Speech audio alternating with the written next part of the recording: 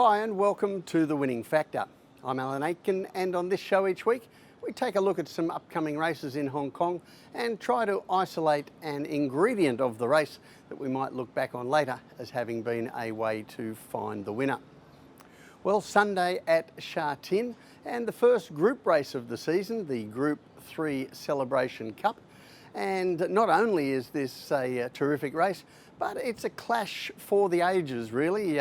We have the established champion horse of Hong Kong for the last few years, Beauty Generation, and he's lining up against Golden 60, unbeaten last season, the hero of the Derby and the 4-year-old classics.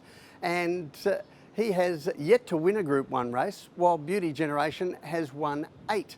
But as a result, there's a big difference in the handicap weights between them. And rather than taking a look at this horse race from a point of view of form, I just want to have a look at that argument. It's one of the classic form philosophies, whether class always prevails or are the handicap weights more important.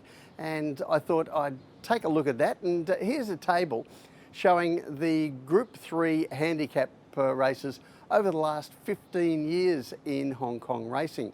Now, down the left side, you see the weights carried by all runners in those races, and then the wins, the strike rates, and the expected wins, and how they fared against expected wins. And the thing I want to draw your attention to is down the bottom, the highlighted area there, where the lower weighted horses not only have the highest strike rates, they also outperform the market expectations for those runners.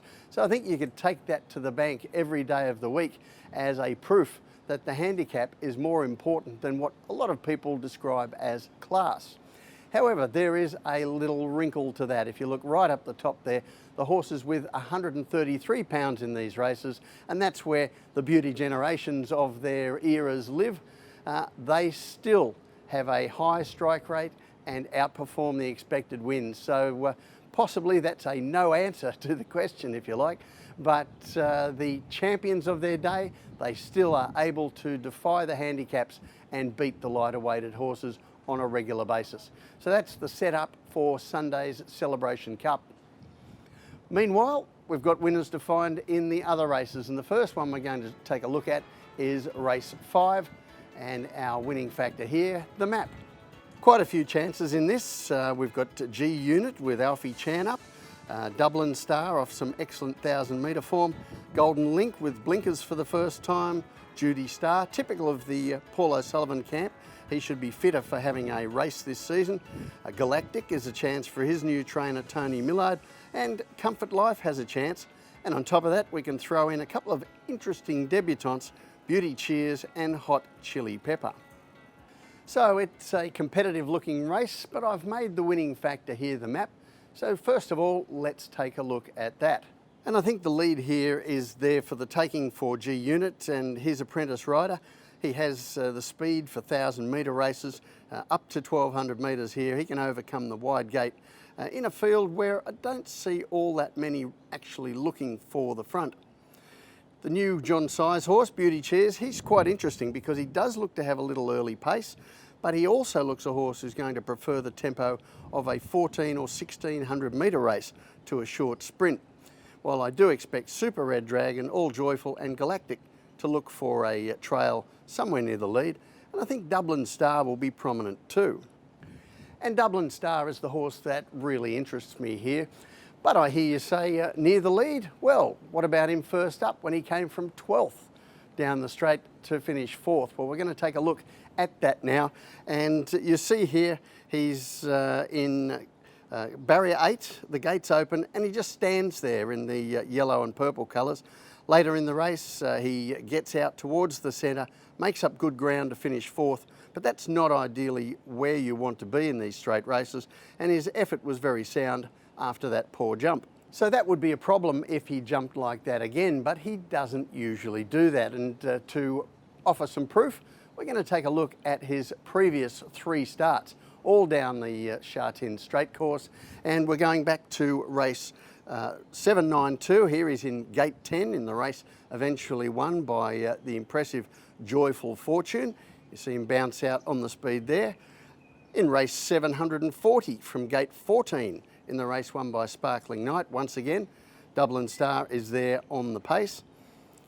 Or here in race 661.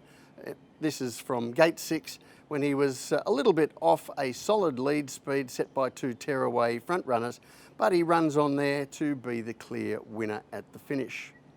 So I think that shows us that the missed start first up was an anomaly from this horse.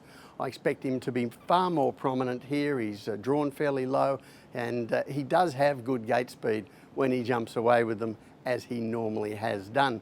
And although Dublin Star was a horse who disappointed a few people last season, often starting short odds in his races, I think that he wasn't really perfectly suited by a diet of 1,000 metre races. On his breeding, he's more of a miler type, and perhaps this season, stronger as a 4-year-old, will see him getting out over a little bit more distance, and 1,200 metres on Sunday is a good start for that. So the tip in race 5, Dublin Star. His winning factor, the map. I think he's got the speed to take advantage of the way this race sets up, and I think we're going to see a better version of Dublin Star this season. The other race I want to take a look at on Sunday is race 9, and our winning factor, the weights. Now, a runner that really catches the eye here, for reasons we'll go into in a moment, is Falcon Turbo, having his first run for the transfer king, Tony Millard. But down in the handicaps here, we also have some horses with excellent recent Class 4 form. The 9-year-old Winston's Lad, the rejuvenated Bright Kid, and Triple Triple for in-form Keith Young. So there are a few winning prospects, but I want to boil this race down to only 2. And first of all, we're going back to last season. This is in July, and this is the most recent start for Falcon Turbo, race 785. We're nearly 3 months on, and this is a piece of form that I guess now has everybody sitting up straight and paying attention, because this is Falcon Turbo's last start for Douglas White on July 1. Green and pink colours in the box seat, handy to a pace that the heat map shows was quite strong mid-race, but lurking back in the field in purple, well, that's excellent proposal. Falcon Turbo gets inside the leaders in the straight, he gets through, gets clear, and then gets tired, but he just has enough to hold out excellent proposal.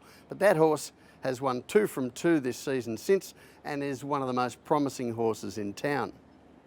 Now, I'm not suggesting that Falcon Turbo has any pretences to the quality of excellent proposal. On that occasion, he was fit. Excellent proposal was a 3-year-old with a big weight, having his first run in Hong Kong. There were a few things in Falcon Turbo's favour there. But when he goes to this race on Sunday, he does bring that excellent piece of form. However, this time, he's the one who has to give away weight to his major rivals. And the one I want to look most at is Triple Triple. Now, this is earlier on that day when Falcon Turbo won that race, race 781, and you see here Triple Triple just touched off in the red, white and blue colours. Every chance over 1,400 metres in Class 4, but with 133 pounds he just gets mugged on the line by Leading Fortune. Now, he has already had a race this season and in this grade, Class 3. But when you see this video, you'll see he had plenty of excuses. This is at Happy Valley, and this is race 17, a nightmare watch for his backers. He was stuck wide from the early stages of the race. Joe Moreira didn't have much of a choice what to do here, and he's forced to press forward mid-race. And you can see on the heat map, that was the real high pressure section of the race, and that was the part where Triple Triple was working. He got upside the leader, turning for home, but he'd spent way too many carrots getting there and weakened out when the game got serious. When we take a look at the map for Sunday's race, he has gate 5 this time, Triple Triple, and I think we're going to see him get a much kinder run. He'll be able to take a decent position in what looks a fairly soft tempo, and therefore save his energy for the finish.